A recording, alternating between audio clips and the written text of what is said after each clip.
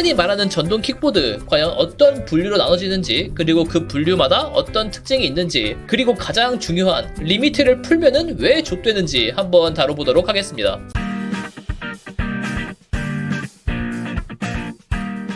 네, 안녕하세요. 썰 푸는 남자 스토리텔러입니다. 저 같은 경우에는 이제 전동 킥보드 그거를 개인적으로 사서 좀 쓰다가 최근에 저속 전동 이륜차, 그러니까 소형 전동 스쿠터로 바꿨어요. 물론 이제 공유 킥보드나 이제 킹라니 그런 사건 사고들 때문에 인식이 되게 안 좋긴 하지만, 근데 이게 결국 우리 일상에서 뭔가 불편한 부분들을 개선시켜주는 제품이기 때문에 지금까지 팔리고 있고, 또 많은 사람들이 공유 킥보드를 이용하고 있는 거겠죠. 그러니까 저는 이 제품이 가지고 있는 편의성? 그거는 부정하진 않아요. 물론 그만큼 조심해서 타긴 해야겠지. 근데 전동 킥보드에 막상 관심이 생겨서 찾아보려고 하면은 뭔가 잘 모르겠어요. 왜 우리가 흔히 일반적으로 거리에서 보던 그런 공유 킥보드도 있지만, 이게 내가 킥보드를 사려고 하면은 선택지가 되게 많아져요. 뭐 싱글 모터, 듀얼 모터, 아니면은 이제 PM급, 아니면 뭐 기함급, 뭐 별의별 말이 다 많은데, 저는 이제 어느 정도 알아요. 실제로 듀얼 모터 전동 킥보드를 사가지고 엄청 높은 오르막길에서 아주 유용하게 썼었고, 그래서 이번 영상에서는 흔히 말하는 전동 킥보드 과연 어떤 분류로 나눠지는지, 그리고 그 분류마다 어떤 특징이 있는지, 그리고 가장 중요한 리미트를 풀면은 왜 좆되는지 한번 다뤄보도록 하겠습니다. 일단 전동 킥보드라 하면은 일반적으로는 여기에 들어가요. PM. 이 PM은 뭐냐? 개인용 이동장치라고 우리가 흔히 말하는 일반적인 전동 킥보드가 여기에 들어갑니다. 최고 속도 25km 이하, 총 중량 30kg 미만. 그러니까 총 중량도 30kg 미만이어야 돼요. 그러니까 우리가 흔히 말하는 이제 기함급, 뭐 타우러스인가? 그런 제품들이 많이 보이던데, 그런 제품들은 PM엔 들어가지 않아요. 왜? 무게가 안 돼. 30kg 훌쩍 넘어. 그래가지고 제가 알기로는 나인봇, 우리가 흔히 길거리에서 많이 보는 그런 전동 킥보드 있잖아요. 그게 딱 여기에요. 그래서 최고 속도는 25km 이하, 이제 총 중량도 30kg 미만, 네, 법령상 명시가 돼 있고요. 그리고 면허는 당연히 필요해요. 운전면허증이 있으면 뭐 그걸로 가름할 수 있다고 하고, 그리고 자전거 도로랑 일반 도로를 이용할 수 있는데, 자전거 도로는 아마 대부분 안 될 거예요. 이게 결국 사고 위험이 좀 크다 보니까 자전거 도로도 보통 잘 안 되는 걸로 알고 있고, 2인 탑승은 당연히 안 되고, 그리고 특이한 거 보험이 있어요. PM 같은 경우에는 메리트 화재랑 뭐 어찌어찌 해가지고 보험이 있는 걸로 알고 있어요.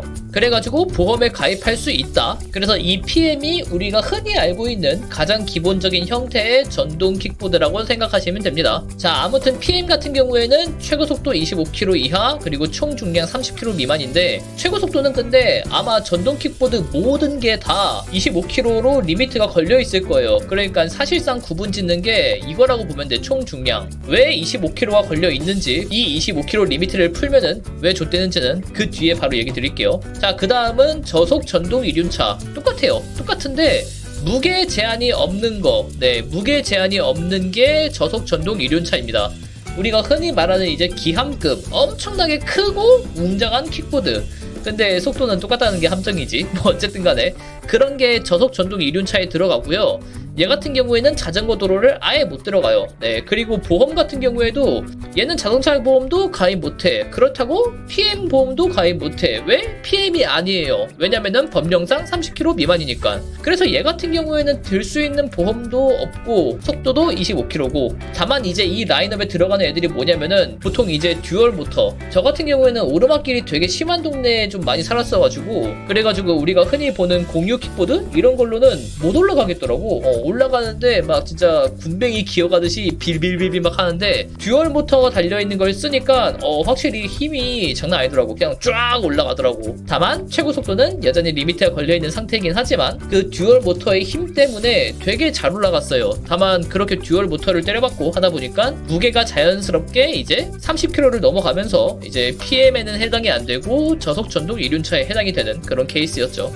아, 그리고 전기 자전거도 아마 궁금해하실 것 같은데, 전기 자전거에서 왜 페달을 밟는 거를 그 서포트 해주는 거 있잖아요. 그거를 파스라고 하는데, PAS 그 방식은 자전거예요. 그냥 순수하게 내가 페달을 밟아야만 동작하는 거잖아. 그건 어시스트니까. 그거는 이제 자전거로 분류가 되고, 다만 이제 아마 대부분 그 스로틀? 그 뭘 땡겨가지고 이제 부웅 가는 기능이 있을 거야. 그런 거 같은 경우에는 이제 자전거로 분류가 안 돼요. PM이나 저속전동 이륜차 이쪽으로 분류가 됩니다. 자, 이제 그 다음 마지막으로 볼 거는 원동기 장치 자전거입니다. 자, 최고 속도 25km 이상이죠. 그러니까 빨라요. 그리고 무게 같은 경우에도 제한이 없어요. 그러니까 우리가 흔히 보는 배달용 오토바이나 배달용 스쿠터 이런 것들이 여기에 들어가요.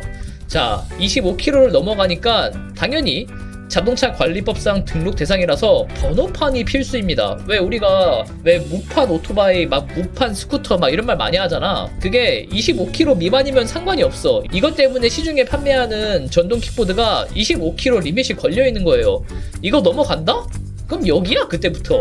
그때부터는 번호판이 없잖아요. 법적으로는 일단 문제를 걸 수 있는 상태이기 때문에 그래가지고 25km 리미트가 걸려 있는 겁니다. 그 외에는 이제 일반 도로 이건 똑같고 그 다음에 책임보험 가입이 의무화되어 있죠. 그러니까 가장 큰 게 이거예요. 자동차 관리법상 등록 대상이냐 아니냐. 그것 때문에 진짜 한 99.9%가 25km 제한이 걸려 있는 거고. 자, 이제 말씀드릴게요. 이 리미트를 풀면은 왜 좋대냐. 자, 이 리밋을 푸는 순간 첫 번째로 불법 개조에 들어갑니다. 그러니까 내가 PM을 타고 있었어. 근데 내가 리미트를 풀었어. 25km 이상 내게 한다 하면은 일단 PM이 아니에요. 왜? 리미트가 풀려 있으니까. 그러면 어디로 간다? 원동기 장치 자전거. 근데 말했죠. 25km 넘어가면은 뭐 해야 된다고?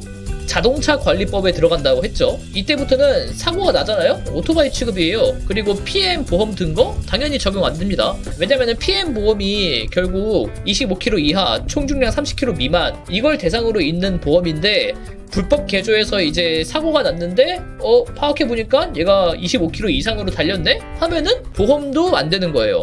너 번호판 어디 갔어? 등록했어? 이렇게 걸고 넘어지면은 당연히 걸리죠.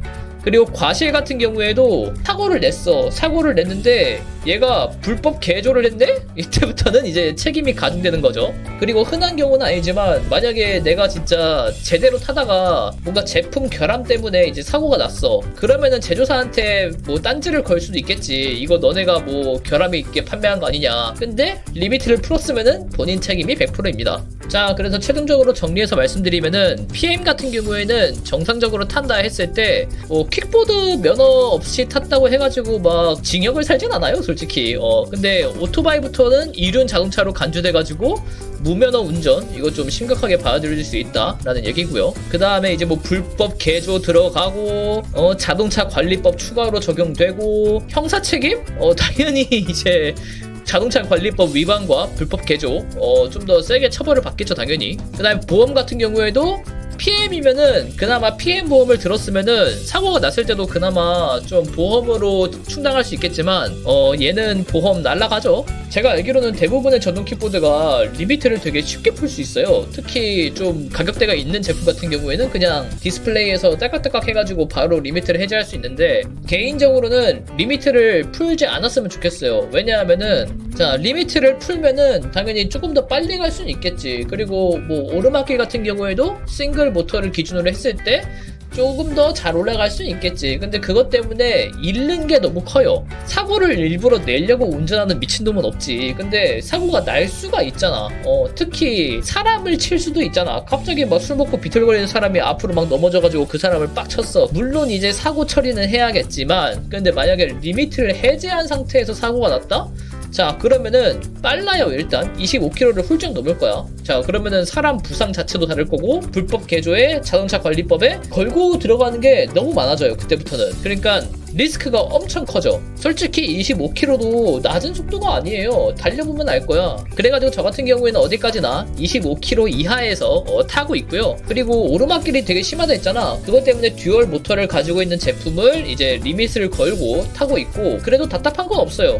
탈만 하더라고. 아무튼 이렇게 우리가 흔히 알고 있는 전동 킥보드의 분류법과 왜 리밋을 풀면은 좆되는지 이제 좀 가볍게 설명해봤는데 제가 이 내용 같은 경우에는 이번에 저속 전동 이륜차 그러니까 소형 전동 스쿠터로 바꾸면서 되게 많이 알아봤거든요. 그 내용을 정리한 거라서 아마 틀린 건 없을 것 같은데 혹시 잘못된 정보가 있다면은 댓글로 정정해 주시면 감사하겠습니다. 거듭 말하지만 리밋을 푸는 순간 사고 나면은 이제 상당히 인생이 피곤해질 수 있기 때문에 리밋을 풀지 않는 것을 추천합니다. 아무튼 영상이 도움이 되셨길 바라면서 오늘의 썰은 여기까지.